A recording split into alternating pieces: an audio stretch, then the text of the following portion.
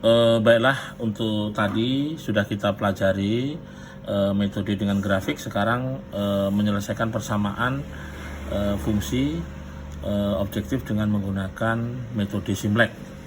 Kita ambil contoh, misalnya selesaikan dengan metode simplex. Z sebagai fungsi objektif sama dengan 6x tambah 6x1 ditambah 5x2. Persamaan yang kedua, x1 ditambah x2 kurang dari 4, 3x1 ditambah 2x2 kurang dari 9. Dari ini akan kita buat bentuk kanoniknya ya, untuk kalimat matematikanya.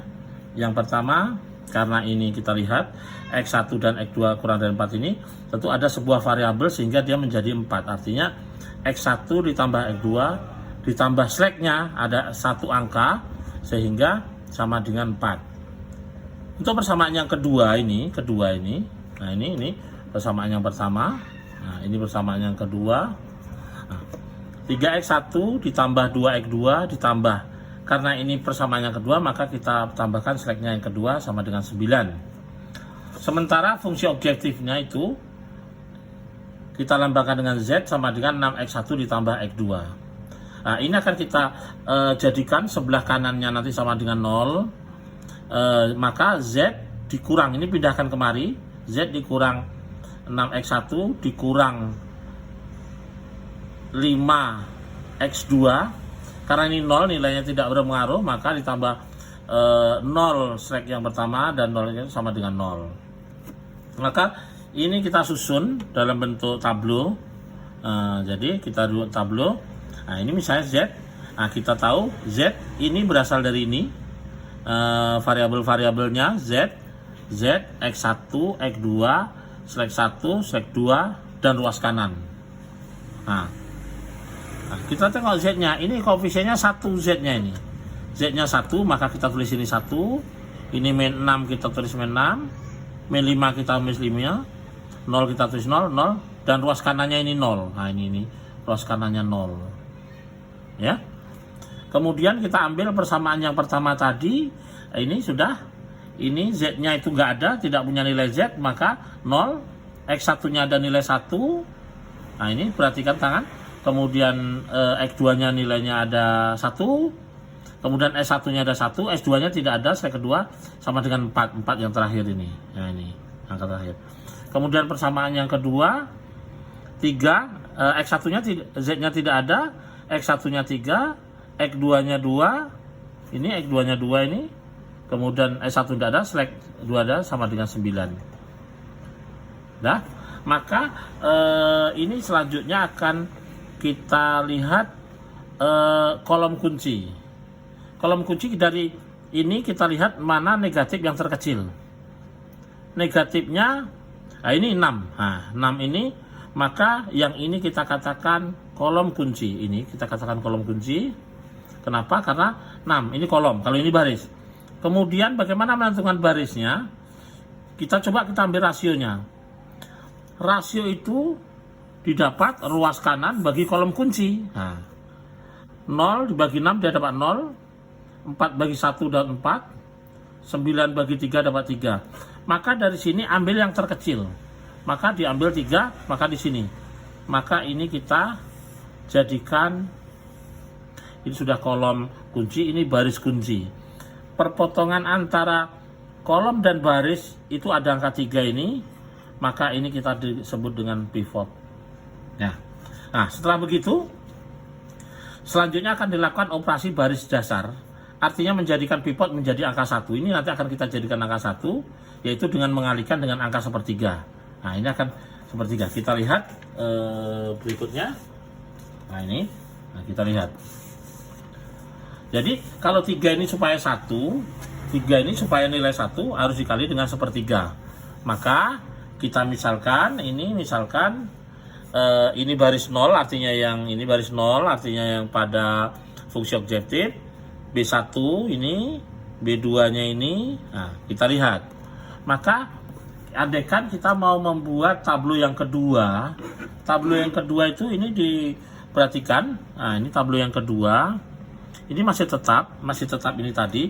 Tetapi Tetapi untuk yang baris 2 ini, B2 ini kita jadikan 1. Bagaimana? Nah, jadi dari sini, nah ini kita lihat, nah dari nilai barisan ini 0 dikali sepertiga, 0.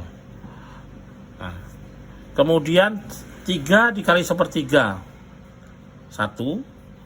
2 dibagi 3, jadi ini kita sudah dapat B2 aksennya itu sepertiga, jadi semua dikali sepertiga yang ini B2, ini kita anggap ini tadi B0, baris 1, baris 1, baris 2. Jadi semua baris 2 ini kita kalikan dengan sepertiga.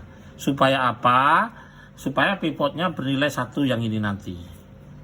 Nah, base, ini sudah kita kalikan, kita sandingkan dengan nilai yang sudah ada ini kita lihat ini 0, nah ini sama-sama dibagi 3, maka dapatnya ini dia, ini di sini.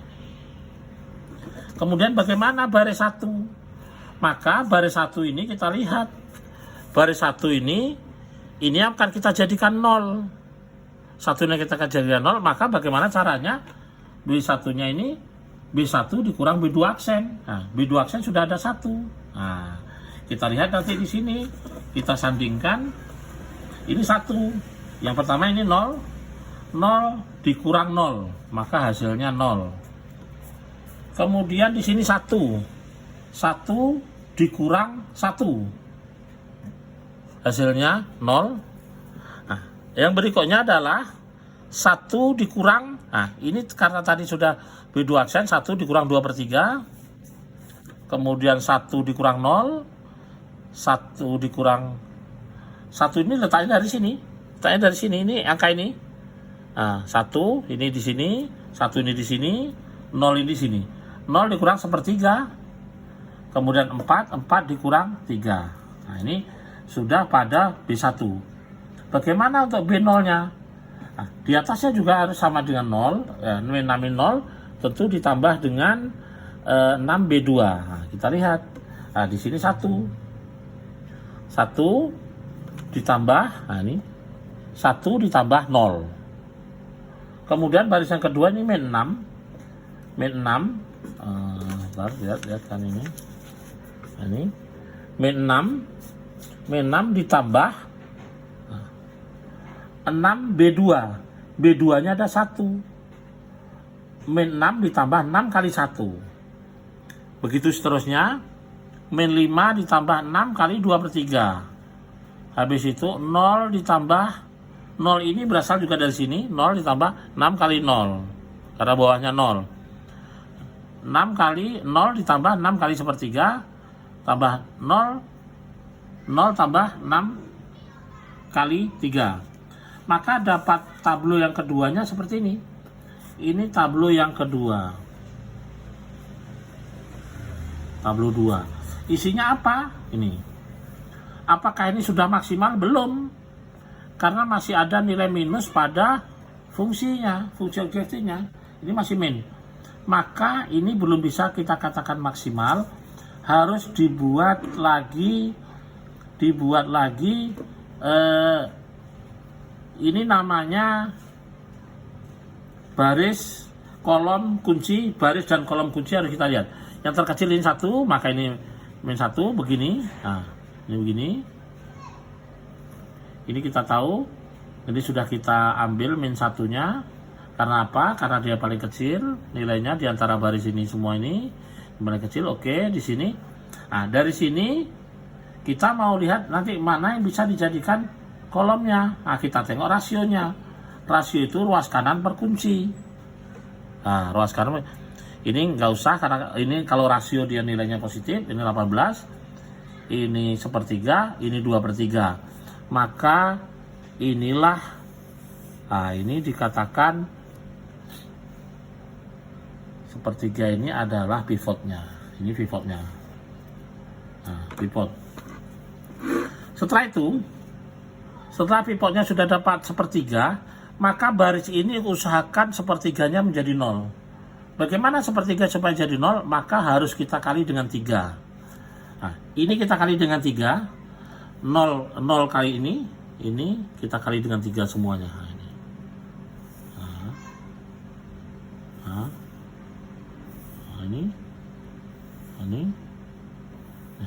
Ini kita kali dengan 3. Kali dengan 3. 0 kali 3, 0. 0 kali 3, 0. Sepertiga kali 3, maka nilainya dia 1. Ini 1 nilainya. Nah, 1 kali 3, ini sudah dapat nilainya 3. Nilai 3 min 1, 3. Nah, kemudian, karena ini sudah ada pada patokannya nilai 1, maka nilai 1 ini, maka usahakan yang di atas-atasnya menjadi 0. Bagaimana cara menjadi 0-nya? Maka ini tadi sudah ada B1 aksen, maka ini B2 aksen. Ini yang di atas, maka B1, ini kita tadi masih B0, ini B1, B2, ini aksen, 2 aksennya. Nah, 2 aksennya. Jadi ini sudah, yang B1 ini tadi sudah dapat nilainya dikali dengan 3. Jadi ini 3 kali B aksen, B1 aksen. Ini B2 aksen ini. Nah, kemudian untuk B2 aksennya kayak apa? Nah, B2 aksennya adalah B2 aksen yang pertama, B2 aksen pertama, artinya baris ini dikurangi 2/3 dari baris aksen berikutnya, seperti yang tertera di dalam cara menentukan baris dan kolom pada yang pertama tadi. Nah, begitu juga ini, maka dapatlah ini nilainya 1 tambah 0, 1 tambah 0, begitu juga ini sudah dapat, maka akan disusun menjadi seperti ini. Nah, akan disusun Z X1, X2, S1, S2, maka dapat di sini 1 ditambah 0, 1, 0, 0, 3, 0, 1, ini semua. Dan setelah ini tidak ada yang bernilai negatif. Kalau tidak ada bernilai negatif, maka sudah kita katakan maksimal. Nah, maksimalnya apa? Hasilnya, maka ini adalah baris X1, maka X1-nya sama dengan 1. Ini dia. Maka X1-nya 1. X2-nya ini sama dengan 3. Ini 3. Kemudian Z-nya sama dengan 21. Ini dia. Nah, inilah cara mengerjakan dengan metode pivot. Demikian soal-soal akan ada pada video setelah ini. Terima kasih. Assalamualaikum warahmatullahi wabarakatuh.